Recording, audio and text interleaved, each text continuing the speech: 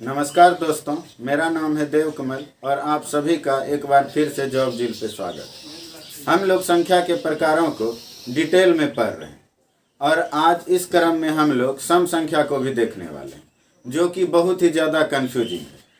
क्योंकि जब आप अलग अलग बुक्स को पढ़ेंगे तो आप देखेंगे कि सम संख्या की परिभाषा अलग अलग बुक्स में अलग अलग दी हुई है। तो ऐसे में स्टूडेंट्स किस बुक को फॉलो करें, उन्हें कैसे पता चलेगा कि कौन सा बुक सही है। किसी बुक में इसकी परिभाषा ये दी हुई मिलेगी कि ऐसी प्राकृत संख्याएं जो 2 से पूर्णतः विभाज्य हो वो सम संख्याएं कहलाएंगी। किसी बुक में आपको ऐसा भी देखने के लिए मिलेगा, ऐसी पूर्ण संख्याएं जो 2 से पूर्णतः विभाज्य हो सम संख्याएं कहलाएंगी। किसी बुक में आपको ऐसा भी देखने के लिए मिल जाएगा कि ऐसी पूर्णांक संख्याएं जो 2 से पूर्णतः विभाज्य हो वो सम संख्याएं कहलाएंगी। और किसी बुक में आपको ऐसा भी देखने के लिए मिल जाएगा कि ऐसी संख्याएं जो 2 से पूर्णतः विभाज्य हो सम संख्याएं कहलाती हैं। तो स्टूडेंट्स किस परिभाषा को सही समझकर आगे पढ़ेंगे।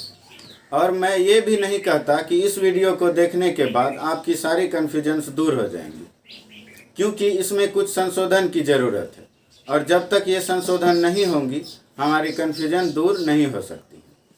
और ये हम लोग खुद नहीं कर सकते हैं, ये कुछ गणितज्ञों को, विद्वानों को आपस में मिलकर बात करना होगा, तभी ये संभव हो सकता है। और इसे छोटी सी बात समझकर इस पे शायद कोई चर्चा नहीं हुई हो, इसलिए अभी तक ये कन्फ्यूजन बना हुआ है। तो चलिए हम लोग देखते हैं सम संख्या। चूँकि अधिकांशतः किताबों में और एनसीईआरटी में भी सम संख्या की परिभाषा यही दी हुई है, इसलिए मैं इसी को लेकर चलता हूँ। सम संख्या, इसी को इंग्लिश में इवन नंबर बोलते हैं, वैसी प्राकृत संख्याएं जो 2 से पूर्णतः विभाज्य हो सम संख्याएं कहलाती हैं। जैसे 2, 4, 6, 8, 10, 12 ... आदि। इस प्रकार हम लोग देखते हैं कि सबसे छोटी सम संख्या 2 है। लेकिन अगर हम सम संख्या के मानक रूप को देखें तो सम संख्या का मानक रूप या स्टैंडर्ड फॉर्म, इसी को मानक रूप को ही इंग्लिश में स्टैंडर्ड फॉर्म बोलते हैं।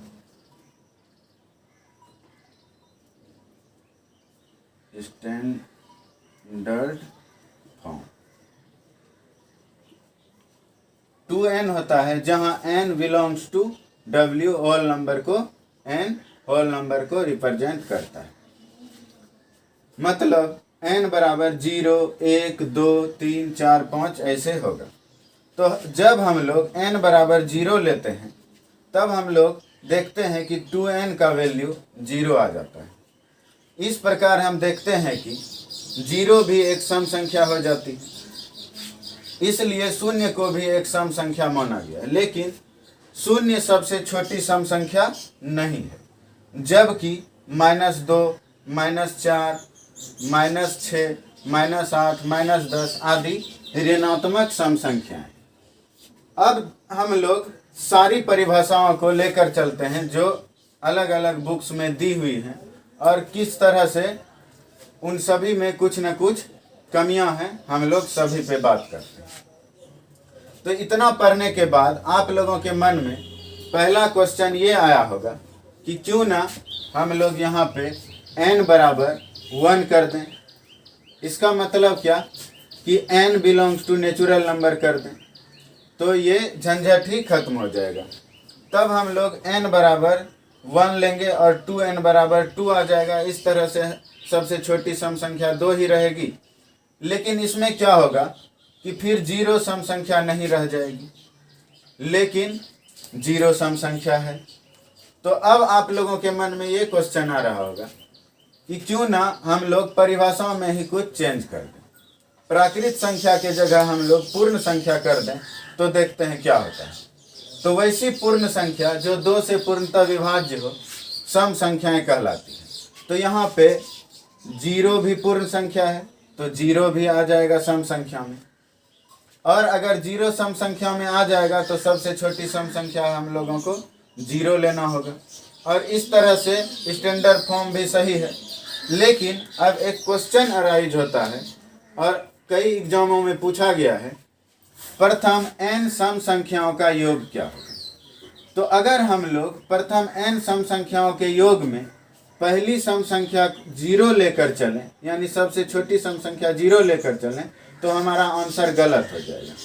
क्योंकि आप लोगों ने ये फार्मूला पढ़ा होगा, n सम संख्याओं का योग n इंटू n प्लस 1। तो इससे सही होगा। जैसे मान लेते हैं कि 2, 4, 6 और 8, इसे हम लोगों को ऐड करना। तो हम लोग ऐड करेंगे इसको। तो इस फार्मूले की मदद से यहाँ n का वैल्यू कितना है, 1 2 3 4, 4 संख्याएं हैं। तो n इंटू n प्लस 1 बराबर 4 गुने 4 जोड़ 1 5 बराबर 20। ये आया 20। लेकिन अगर हम लोग प्रथम 4 सम संख्याओं का योग देखें और पहली सम संख्या यानी सबसे छोटी सम संख्या 0 को ले लें, तो इस तरह से ये हो जाएगा। और इसको अगर आप लोग जोड़ के देखें, 6 4 10 2 12, तो ये 12 आता है। लेकिन अगर आप सूत्र का प्रयोग करेंगे तो ये 20 आएगा। तो आप बोलेंगे क्यों ना हम सूत्र को भी चेंज कर दें।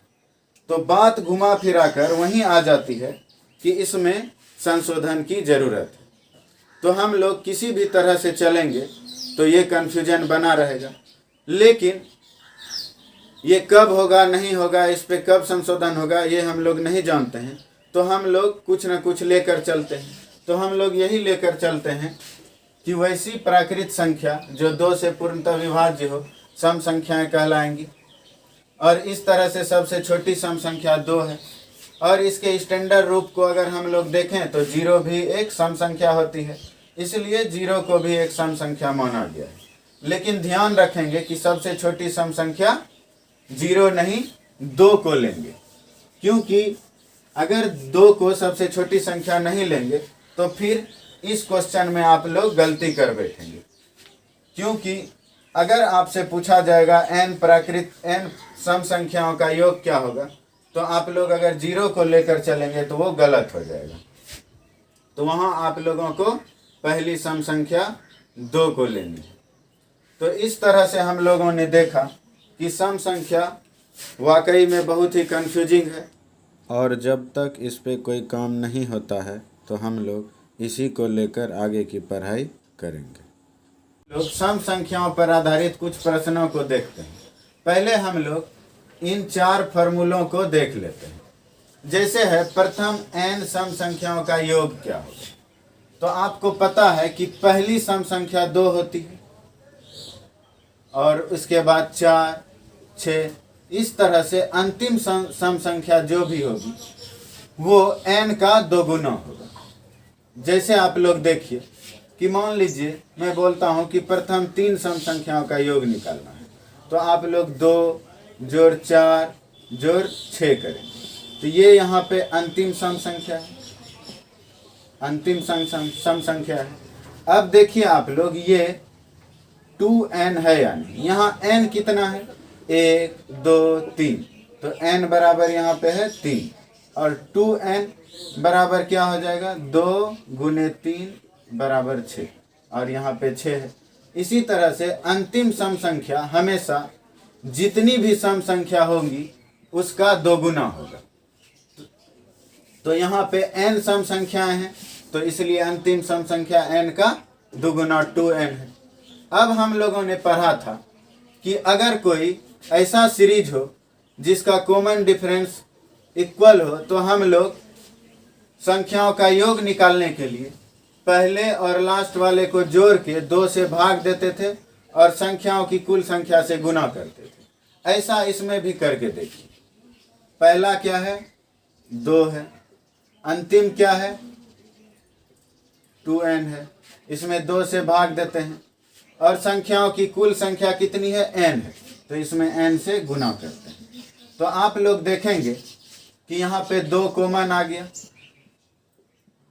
1 प्लस n बाय 2, और ये 2 से 2 कैंसिल और यहाँ पे n है n। तो इसका फार्मूला क्या हो गया, n इंटू n प्लस 1। तो अब मैं इसे यहाँ लिख देता हूँ, या फिर इसे मिटा के मैं यहाँ पे फार्मूला लिख देता हूँ, n इंटू n प्लस 1।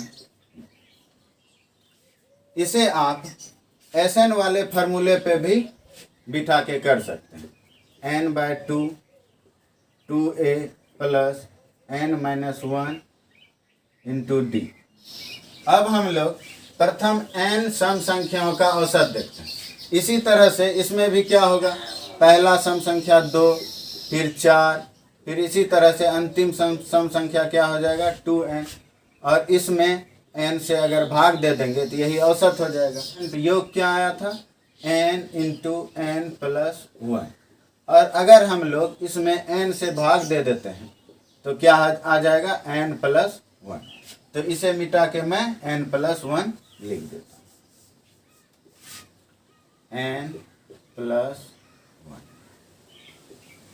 अब हम लोग देखते हैं लगातार n सम संख्याओं का योग।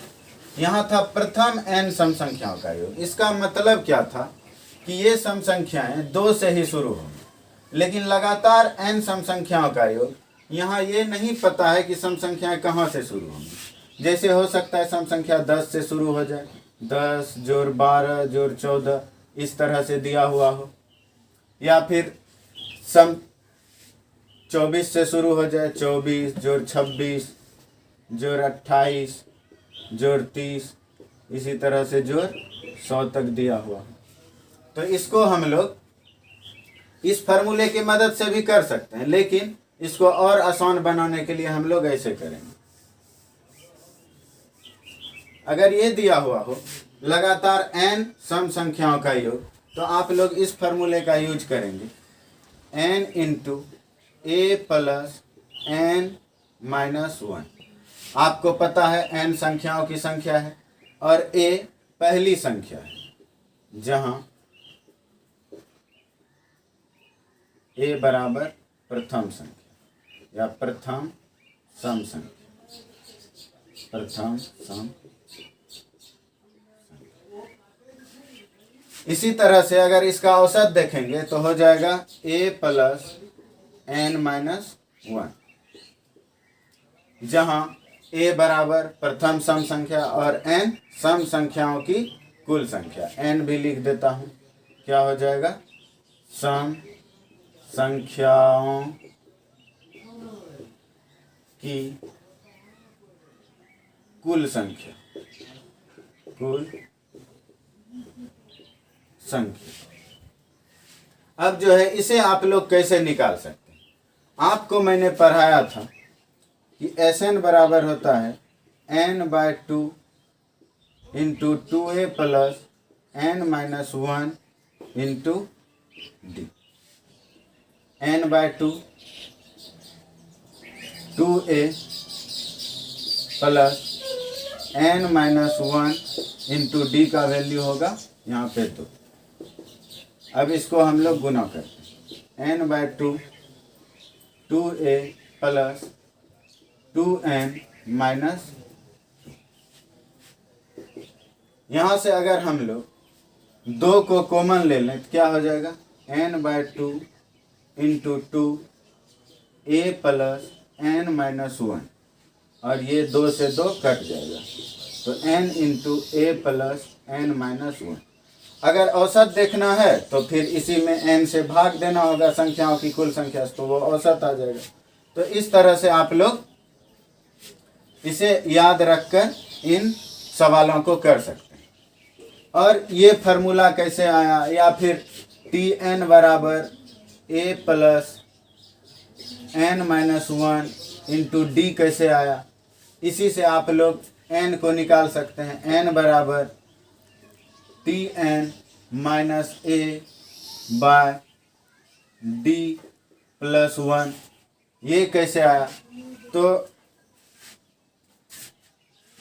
आगे की क्लासों में आप लोग देखेंगे कि प्ले लिस्ट में जब जाएंगे तो आपको एक सेक्शन प्रूफ का मिलेगा। तो प्रूफ में जब आप जाएंगे तो उसमें मैं सारे फार्मूलों को और फिर थ्योरम्स को सब को सिद्ध करके प्रूव करके फार्मूला डेरिवेशन और थ्योरम का प्रूफ ये सारे आपको प्रूफ वाले सेक्शन में देखने के लिए मिल जाएगा। तो अभी हम लोग बस इतना पढ़ते हैं, आगे प्रूफ वाले सेक्शन में आप लोग इसे जाकर देख सकते हैं। मैं आगे की क्लासों में इसे अपलोड कर दूँ।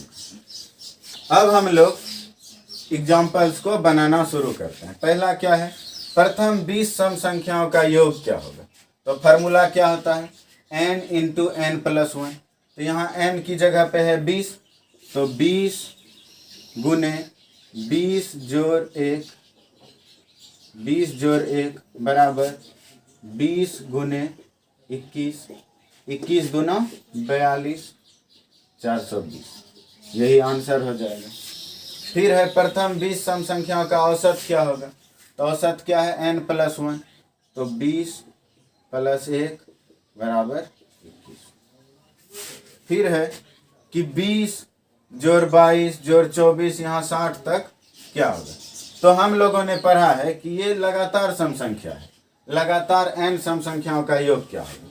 और यहाँ पे n पता नहीं है कि 20 से 60 तक क्या होगा।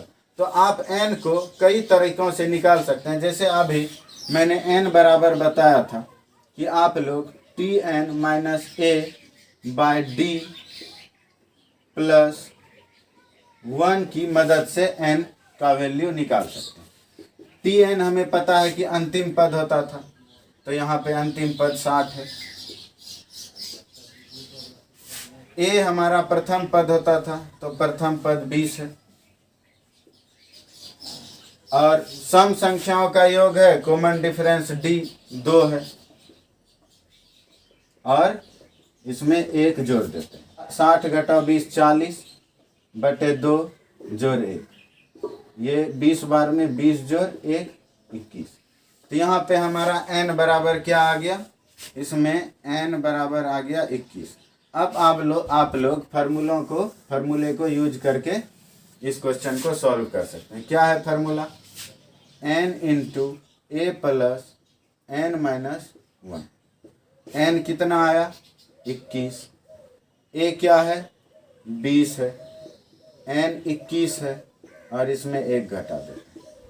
तो 21 20 और 21 में 1 गया 20, तो 20 जोड़ 20 बराबर 21 गुने 20 20 40, 1 0 4 1 का 4 4 दूनी 8। यही आंसर हो जाएगा।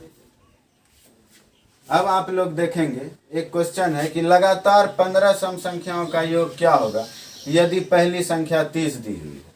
तो इसमें हम लोगों को पता है कि n है 15 और a क्या है 30 है। तो हम लोग इस तरह से कर सकते हैं। जैसे 4 नंबर है, इसको देखते हैं। 4 नंबर, इसमें n क्या दिया हुआ है 15 है और a क्या दिया हुआ है 30 है। और योग क्या होता है n into a plus n minus 1,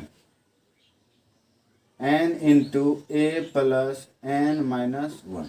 इस फार्मूले पर इसे बिठा दीजिए।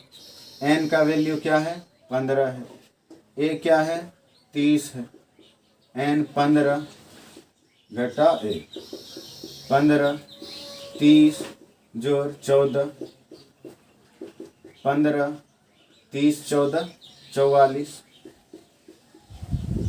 15 चौके 60 बचा 6, 15 चौक 60 6 66। यही आंसर हो जाएगा। अब हम लोग देखते हैं लगातार 40 सम संख्याओं का औसत क्या होगा यदि पहली सम संख्या 24 है। तो यहाँ पे a क्या दिया हुआ है 24 है, n क्या दिया हुआ है 40 है, और औसत क्या होता है हमारा a प्लस n माइनस 1। तो a प्लस n माइनस 1 बराबर हो जाएगा a है 24 जोड़ n है 40 माइनस 1, तो 24 जोड़ 39। इसको आपस में जोड़ दीजिए। 9 4 13 3 बचा 1, 3 2 5 1 6 63। यही आंसर हो गया। तो आइए अब हम लोग विषम संख्याओं को पढ़ते हैं। जैसे सम संख्याओं में बहुत सारा कन्फ्यूजन्स था, वैसे विषम संख्याओं में कोई कंफ्यूजन नहीं, ये बिल्कुल सही। विषम संख्या या इसी को इंग्लिश में बोलते हैं ऑड नंबर, वैसी प्राकृत संख्याएं जो 2 से पूर्णतः विभाज्य न हो विषम संख्याएं कहलाती हैं। जैसे 1, 3, 5, 7 ये सभी 2 से पूर्णतः विभाजित नहीं है, तो ये विषम संख्या है। इस तरह हम क्या देखते हैं कि सबसे छोटी विषम संख्या 1 है, जबकि अगर हम -1, -3, -5, -7 इनकी बात करें तो इन्हें हम ऋणात्मक विषम संख्या कहेंगे। विषम संख्या का मानक रूप या स्टैंडर्ड फॉर्म 2n+1 होता है, जहां n belongs to whole number, मतलब n 0, 1, 2, 0 से शुरू होगा, 1, 2, 3 इसी तरह से जाता है। तो सबसे पहले हम लोग देखते हैं प्रथम n विषम संख्याओं का योग क्या होगा। तो आप लोग इसी तरह से SN फार्मूले का यूज करके बना सकते हैं। प्रथम n विषम संख्या, जैसे सम संख्या हमारा 2 से शुरू होता था, वैसे ही विषम संख्या 1 से शुरू होगा, 1, 3, 5। इसी तरह से अगर हम लोग अंतिम विषम संख्या को देखेंगे तो ये हमेशा 2n-1 आएगा। तो हम लोग जो जानते हैं कि पहला और अंतिम को जोड़ के 2 से भाग देने से देकर n से गुना करने से हमारा योग आता है। तो योग हमारा कैसे आता था? तो अगर प्रथम n विषम संख्याओं का योग देखें तो पहले वाले को और अंतिम वाले को जोड़ देंगे, पहले वाले को और अंतिम वाले को जोड़कर 2 से भाग देते हैं और संख्याओं की कुल संख्या से गुना करते हैं। तो यहाँ संख्याओं की कुल संख्या n है।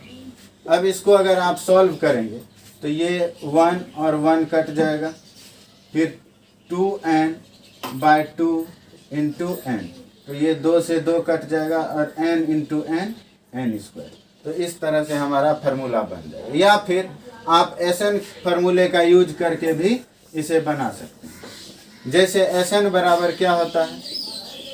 n/2 into 2a plus n-1 into d। अब यहाँ पे n तो n ही है और 2a यहाँ पे 1 से शुरू होगा, पहली विषम संख्या 1 होती है, प्लस n-1 इंटू विषम संख्याओं के बीच भी 2 का अंतर होता है, इसलिए d कॉमन डिफरेंस 2 होगा। अब इसे सॉल्व कर लीजिए।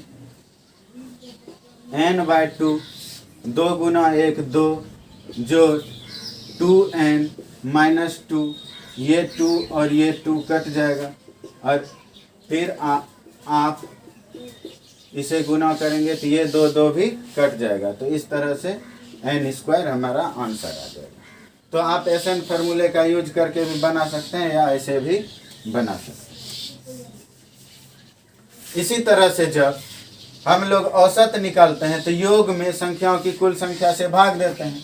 तो योग था हमारा n² आया, अभी तुरंत हमने देखा, और इसमें अगर हम संख्याओं की कुल संख्या n से भाग दे दें तो n² का क्या मतलब है? n इंटू n, और इसमें अगर n से भाग देंगे तो क्या बच जाएगा? n।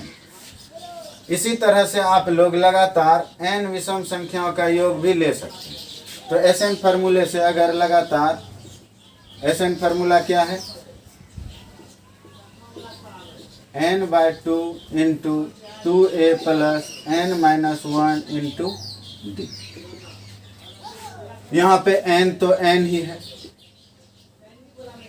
और पहली संख्या क्या है पता नहीं है, तो उसको a ही रहने देते हैं। n भी n ही है और फिर d यहाँ पे भी जैसे सम संख्या में कॉमन डिफरेंस 2 होता है तो विषम संख्या में भी कॉमन डिफरेंस 2 ही होता है। अब इसको सॉल्व कर लीजिए। n/2 2a प्लस 2n-2, अगर हम लोग 2 कॉमन ले लें तो n/2 into 2a plus n-1, ये 2 कट जाएगा और आ जाएगा हमारा n into a plus n-1। अगर औसत निकालना होगा तो n संख्याओं की कुल संख्या से भाग देंगे, और n से अगर भाग देंगे तो ये आ जाएगा।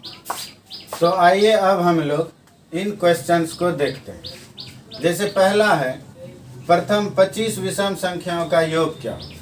तो हम लोगों ने क्या पढ़ा है कि n स्क्वायर होता है और प्रथम 25 विषम संख्याओं का योग, तो यहाँ पे n दिया हुआ है 25 ही है, तो 25 का स्क्वायर कर देंगे हम लोग 625। तो जब हम लोग प्रथम 25 विषम संख्याओं का योग देखेंगे तो आएगा 625। इसी तरह से प्रथम 30 विषम संख्याओं का औसत क्या होगा। यहाँ पे n बराबर होता है 30 और प्रथम 30 विषम संख्याओं का औसत भी होता है n, और n बराबर दिया हुआ है 30, तो यही 30 आंसर हो जाएगा। फिर है कि लगातार 40 विषम संख्याओं का औसत क्या होगा यदि संख्या 13 से शुरू। इसका मतलब है कि संख्या 13 से शुरू है, फिर 15 है, फिर 17 है, इसी तरह से 40 संख्याएं दी हुई है और इसका योग पूछ रहा है। तो हम लोगों ने क्या पढ़ा है, n into a plus n-1, और यहाँ पे n क्या है 40 विषम संख्याओं का योग, तो n है 40, और संख्या शुरू जहाँ से होती है वही पहली संख्या होती है, तो यहाँ पे पहली विषम संख्या 13 है, तो a के बदले दे देते हैं 13 प्लस 40 घटा 1 बराबर 40 गुने 40 और 13, 53 में 1 गया 52, और इसको आपस में गुना कर दें। 1 0 है तो 1 0 लगा दें, 4 दूनी 8, 4 पंच 20, तो 2080 ही इसका आंसर हो जाएगा। फिर है लगातार 50 विषम संख्याओं का औसत क्या होगा यदि संख्या 25 से शुरू हो। तो फिर संख्या हमारा 25 से शुरू है, फिर 27 है, फिर इसी तरह से 50 संख्याएं हैं और उसका औसत निकालना है, तो हम लोग 50 से लास्ट में भाग देंगे। तो हम लोगों ने क्या पढ़ा है a प्लस n-1, तो यहाँ पे a क्या है हमारा 25 से शुरू है, तो 25 जोड़ n कितना है 50 है घटा 1, तो 25 और 50 को जोड़ेंगे 75 में 1 चला गया 74, तो इसका औसत आ जाएगा 74। तो आज की क्लास में बस इतना ही। अगर आपको वीडियो अच्छा लगे तो वीडियो को लाइक करें, अपने दोस्तों के साथ शेयर करें और हमारे चैनल को सब्सक्राइब करें। धन्यवाद।